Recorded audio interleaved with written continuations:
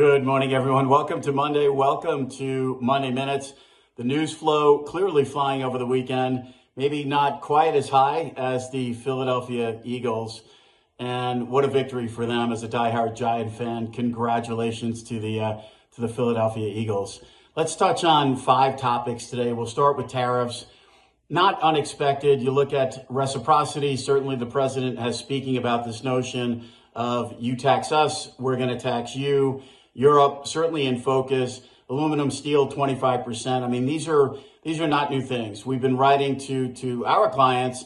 The tariff scenario, though, backing away short term from Canada and Mexico, certainly not going away. Some of these things are around defense. They have to be. Congress ultimately holds the power of tariff, but over time has given the executive branch the ability to use tariffs in certain circumstances, and that's definitely what we're seeing right now. Leads us to point number 2, which is inflation expectations. So regardless of your view on tariffs, we've written white papers. We've certainly weighed in. The translation of tariffs to inflation is less than conclusive.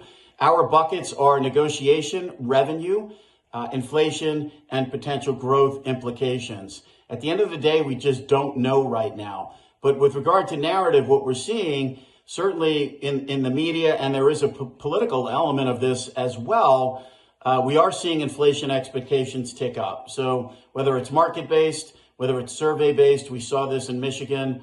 Today we'll get inflation expectations from the New York Fed. I mean, Chair Powell and the Fed, they're going to be more concerned about inflation expectations further out the curve. But those expectations have been moving higher too. Michigan, 5 to 10 year over 3%. So to Chair Powell's words, in terms of his presser, in terms of the policy review this year, being very explicit, 2% is 2%. They're not going to toy around with that 2% target. Inflation expectations that continue to move up will be problematic for this Fed. It doesn't mean they're going to tighten, but it certainly raises the bar for further easing.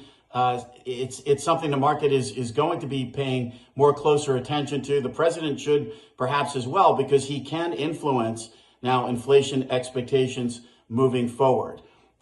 Third is the quarterly refunding.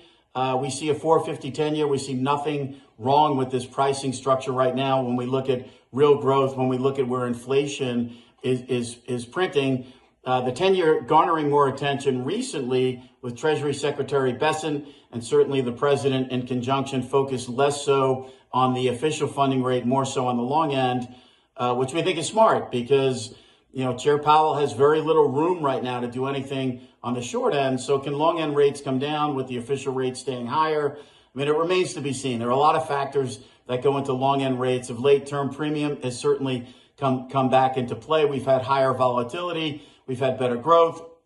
Certainly now we're seeing inflation expectations start to move up a little bit as well. You've got global flows. You've got hedging flows.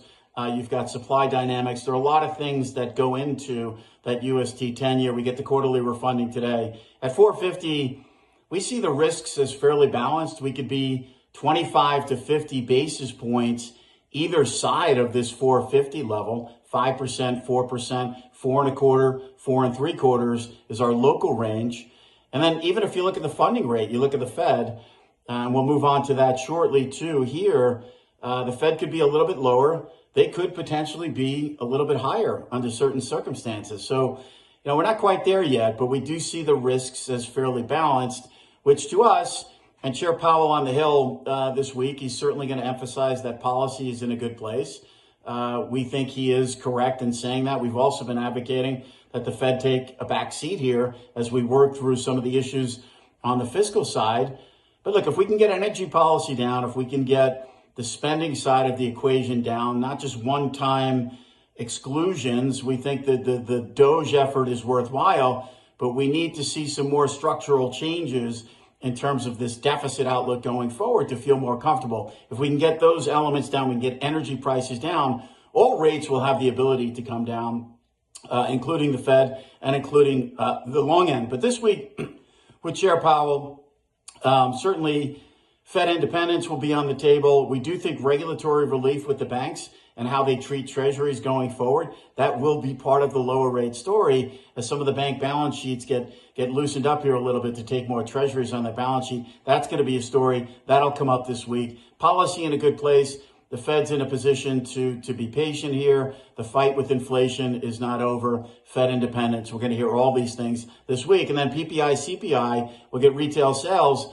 You know, on the inflation front, it's all about housing and rental short term. The Fed pointing to PCE metrics now that are more real time in terms of, you know, how we look at rents and how things are rolling over, what those prices look like relative to CPI, which we know is a laggard, owner's equivalent rent, how those calculations are done. But certainly, irregardless of that, this week, we're going to be focused on the rent and housing component of CPI, which we know is an overweight, has been coming down slowly. But overall CPI, 0.3, 0.4, those numbers don't work for this Fed at all. The Fed needs to be 0 to 0.2 month over month to feel comfortable to come down again. And we have hit those strides over the last couple of years. We've had those pockets. We had that pocket for the Fed to recalibrate. But the bottom line is 0.3, 0.4 month over month consistently is not going to allow this Fed to come down further from here. It doesn't mean they're going to tighten, but it's certainly not going to give them room to come down here. And certainly with inflation expectations moving higher. Wishing everyone a great week ahead. I'm Greg Faranello. I'm head of US rates for AmeriVet Securities.